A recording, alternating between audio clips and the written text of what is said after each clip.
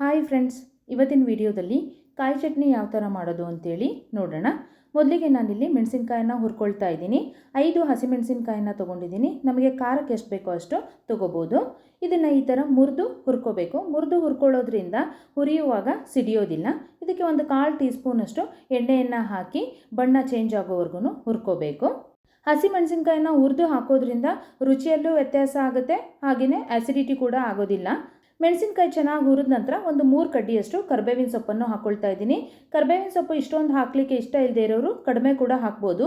ಕರಿಬೇವಿನ ಸೊಪ್ಪು ಆರೋಗ್ಯಕ್ಕೆ ತುಂಬಾ ಒಳ್ಳೆಯದು. ಊಟ ಮಾಡುವಾಗ ನಾವು ಸಾಮಾನ್ಯವಾಗಿ ಎತ್ತಿ ಇಟ್ಟೇ ಊಟ ಮಾಡ್ತೀವಿ. ಈ ಥರ ಚಟ್ನಿಗಳನ್ನು ಮಾಡುವಾಗ ಸ್ವಲ್ಪ ಜಾಸ್ತಿ ಪ್ರಮಾಣದಲ್ಲಿ ಹಾಕಿ ಮಾಡ್ಕೊಳ್ಳೋದ್ರಿಂದ ಎತ್ತಿ ಇಡಲಿಕ್ಕೂ ಆಗೋದಿಲ್ಲ, ನಮ್ಗೆ ಅದ್ರದ್ದು ಹೆಲ್ತ್ ಬೆನಿಫಿಟ್ಸು ಕೂಡ ಸಿಗುತ್ತೆ. ಚಟ್ನಿಯನ್ನು ರುಬ್ಬಲಿಕ್ಕೆ ಒಂದು ದೊಡ್ಡ ಬೌಲಷ್ಟು ಹಸಿ ಕಾಯನ್ನು ತೊಗೊಂಡಿದ್ದೀನಿ.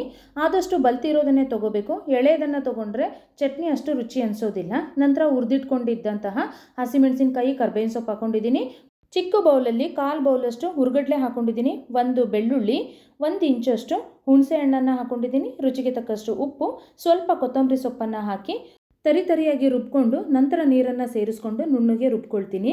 ನಾನು ಕೊಬ್ಬರಿ ಪೀಸ್ಗಳನ್ನು ಹಾಕಿರೋದ್ರಿಂದ ಮೊದಲಿಗೆ ನೀರನ್ನು ಹಾಕಿ ರುಬ್ಕೊಂಡ್ರೆ ಅದು ಪೀಸ್ಗಳು ಹಾಗೇ ಉಳ್ಕೊಂಡು ಬಿಡುತ್ತೆ. ಹಾಗಾಗಿ ಸ್ವಲ್ಪ ರುಬ್ಕೊಂಡು ನಂತರ ನೀರನ್ನು ಸೇರಿಸ್ಕೋಬೇಕು. ಕೊಬ್ಬರಿ ತುರಿ ಹಾಕಿ ಮಾಡೋರಾದರೆ ಮೊದಲಿಗೆ ನೀರನ್ನು ಹಾಕಿ ರುಬ್ಕೋಬೋದು. ಬೇಕಿದ್ರೆ ಇದಕ್ಕೆ ಸ್ವಲ್ಪ ಎಣ್ಣೆ, ಸಾಸಿವೆ, ಜೀರಿಗೆ, ಕರಿಬೇವಿನ ಸೊಪ್ಪಿಂದು ಒಗ್ಗರಣೆ ಕೂಡ ಕೊಡ್ಬೋದು.